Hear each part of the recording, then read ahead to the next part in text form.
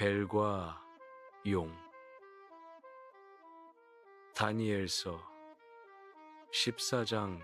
아스티아게스 왕이 세상을 떠나 조상들 곁으로 가자 페르시아 사람 키루스가 왕위를 이어받았습니다. 다니엘은 왕의 가장 가까운 친구였고 누구보다도 왕의 신임을 듬뿍 받고 있었습니다. 그런데 바빌론 사람들에게는 벨이라는 우상이 하나 있었습니다. 사람들은 날마다 이 벨에게 고운 밀가루 12가마니와 양 40마리 그리고 포도주 6통을 바치고 있었죠. 왕도 매일같이 그 신전에 가서 절을 했지만 다니엘은 오직 자기의 하느님께만 예배를 드렸습니다. 그래서 하루는 왕이 물었습니다. 다니엘, 너는 어째서 위대한 벨에게 경배하지 않느냐? 다니엘이 대답했습니다. 임금님, 저는 사람의 손으로 만든 우상은 섬기지 않습니다. 오직 하늘과 땅을 만드시고 모든 생명체를 다스리시는 살아계신 하느님만을 섬깁니다. 그러자 왕이 기가 차다는 듯 말했습니다. 벨이 살아있는 신이 아니라는 거냐? 그가 날마다 저 많은 음식을 먹어 치우는 걸 네 눈으로 보고도 모르겠느냐? 다니엘이 웃으면서 대답했습니다. 임금님, 속지 마십시오. 벨이라는 것은 속은 지늘기고 겉은 구리일 뿐입니다. 그런 쇳덩어리가 무엇을 먹고 마시겠습니까? 화가 머리끝까지 난 왕은 벨의 사제 70명을 당장 불러서 호통을 쳤습니다. 만약 저 음식들을 누가 먹는지 증명하지 못하면 너희는 다 죽을 것이다. 하지만 벨이 직접 먹는다는 것을 증명하면 벨을 모독한 다니엘을 내가 죽이겠다. 다니엘도 왕에게 왕의 말씀대로 하시지요 라고 당당히 말했습니다. 사제들은 70명이나 되었고 식구들도 아주 많았습니다. 왕은 다니엘과 함께 벨의 신전으로 들어갔습니다. 사제들이 자신 있게 말했습니다. 임금님, 저희는 이제 밖으로 나갈 테니 임금님께서 직접 음식을 차려놓으시고 문을 잠근 뒤 왕의 인장으로 봉인하십시오. 내일 아침에 오셨을 때 벨이 음식을 다 먹지 않았다면 저희가 죽을 것이고 만약 다 먹었다면 다니엘이 죽을 것입니다. 사제들이 이렇게 자신만만했던 이유가 있었습니다. 그들은 제단 밑에 몰래 비밀 통로를 만들어 놓고 밤마다 몰래 들어와서 그 비싼 음식들을 다 먹어치우고 있었거든요. 사제들이 밖으로 나가자 왕은 벨 앞에 음식을 정성껏 차려놓았습니다. 그때 다니엘은 자기 종들을 시켜서 고운제를 가져오게 하더니 왕이 보는 앞에서 신전 바닥 전체에 재를 얇게 뿌렸습니다. 그러고 나서 밖으로 나와 문을 닫고 왕의 인장으로 봉인한 뒤 떠났습니다. 밤이 깊어지자 사제들은 평소처럼 아내와 자식들을 줄줄이 데리고 비밀 통로로 들어왔습니다. 그리고는 차려진 진수성찬과 포도주를 신나게 먹어치웠죠. 다음 날 아침 일찍 왕과 다니엘이 신전으로 왔습니다. 왕이 물었습니다. 다니엘아, 봉인이 그대로 있느냐? 다니엘이 대답했습니다.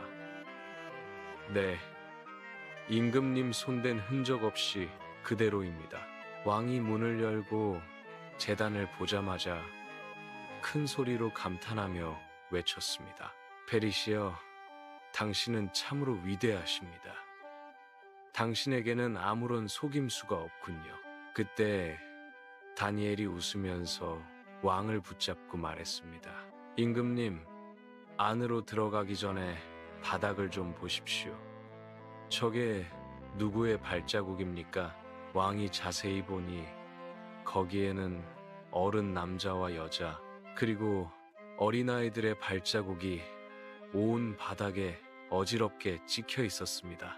사기극을 알아챈 왕은 불같이 화를 내며 사제들과 그 가족들을 몽땅 잡아들였습니다. 결국 그들은 비밀 통로의 존재를 자백했고 왕은 사제들을 모두 처형한 뒤 벨을 다니엘에게 넘겨주었습니다. 다니엘은 그 즉시 벨과 그 신전을 하나도 남김없이 부수어 버렸습니다. 그런데 바빌론에는 사람들이 신으로 섬기는 커다란 용 한 마리가 또 있었습니다. 왕이 다니엘에게 말했습니다. 자, 이 용은 확실히 살아있지 않느냐? 먹기도 하고 마시기도 하니 설마 이 용도 구리 신상이라고 하지는 않겠지? 그러니 이 용에게는 경배를 드려라. 다니엘이 대답했습니다. 저는 오직 제주 하느님만을 섬깁니다. 그분만이 진짜 살아계신 분이기 때문입니다. 임금님, 만약 허락만 하신다면 제가 칼이나 몽둥이 같은 무기를 하나도 쓰지 않고도 저 용을 죽여 보이겠습니다.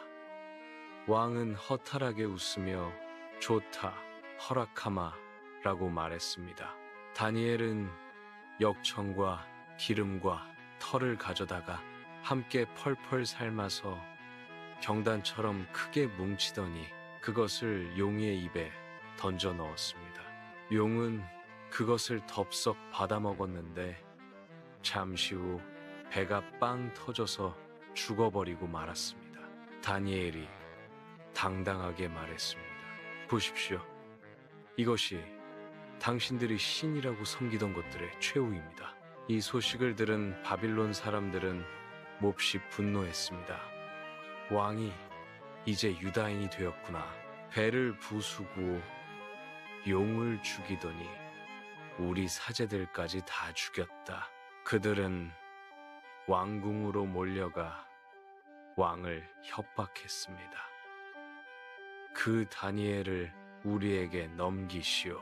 그렇지 않으면 왕과 왕의 집안을 멸망시켜버리겠소. 군중의 기세가 너무나 살벌하자 왕은 어쩔 수 없이 친구인 다니엘을 그들에게 넘겨주었습니다.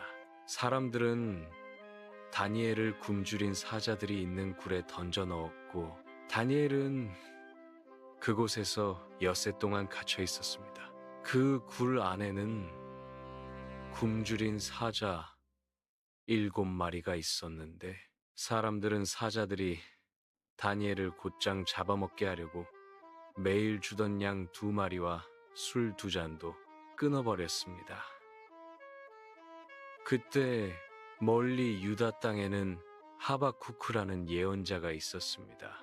그는 국을 끓이고 빵을 쪼개서 바구니에 담아 들판에 있는 일꾼들에게 가져가려던 참이었죠.